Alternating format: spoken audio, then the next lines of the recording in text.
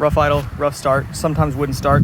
Took the carb off, cleaned it, got nothing. New gas, nothing. Oil change, nothing. Cleaned the oil filter, nothing. So I tried all the regular things.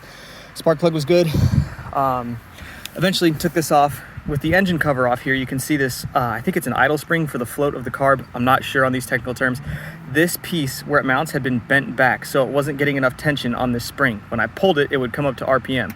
So took some vice grips, bent this piece back, set the idle a little bit higher, and the mower is good to go now. So give that a shot if you're having the same kind of problems.